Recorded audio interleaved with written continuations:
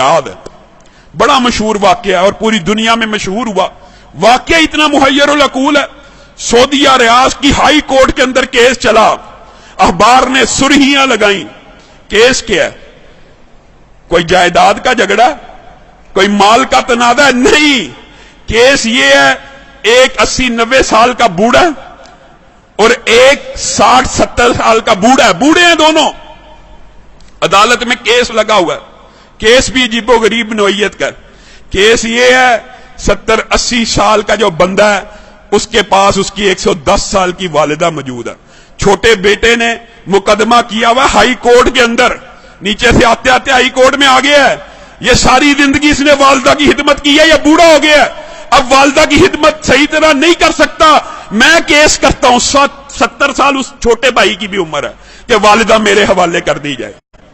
اور لوگ مال و دولت کے لیے کیس کرتے ہیں، اور کچھ لوگ ان کی اللہ نے ایسی تربیت کر دی ہوتی ہے، اتنی اچھی والدین ان کو نصیب ہوتے ہیں، ایسی عمدہ تربیت ہوتی ہے، وہ کیس کر رہا ہے والدہ کو لینے کے لیے۔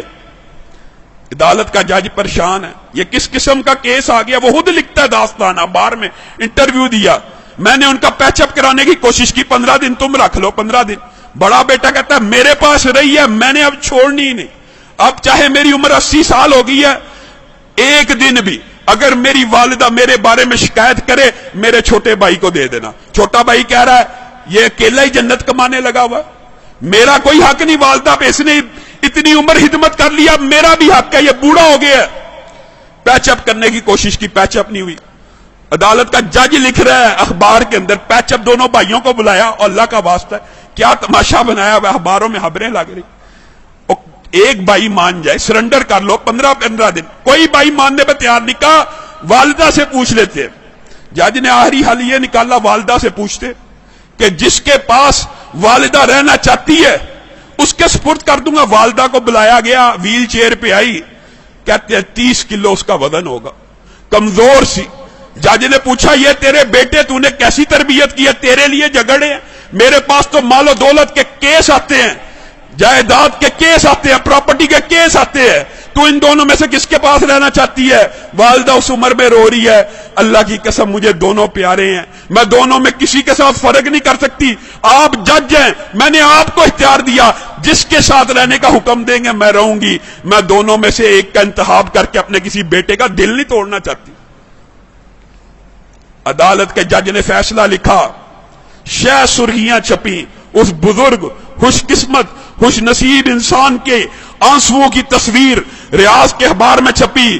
عدالت کے جج نے فیصلہ لکھا، اس بزرگ نے 40 برس اپنی والدہ کی خدمت کر لی ہے، اب چھوٹے بھائی کا بھی حق بنتا ہے، یہ بوڑھا ہو چکا ہے، 80 سال اس کی عمر ہو چکی ہے، خود کمزور ہو چکا ہے، یہ صحیح طرح اپنی والدہ کی خدمت نہیں کر سکے گا، میں چھوٹے بھائی کو والدہ کا جو ساری کی ساری ذمہ داری ہے سپرد کرتا ہوں۔ جب یہ فیصلہ ہوا وہ بوڑھا زارو کتار رونا شروع ہو گیا، اس کی تصویریں اخبار میں چھپی، وہ کہتا ہے ہائے افسوس میرے بڑھاپے نے مجھے والدہ سے محروم کر دیا۔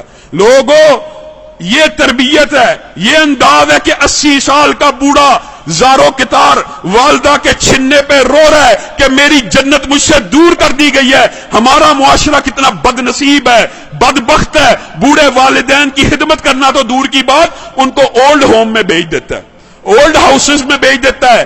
یہ اولڈ ہوم اولڈ ہاؤسز میں بھیجنا اسلام کا کلچر نہیں ہے، یہ فتنہ کہیں اور سے آیا ہے۔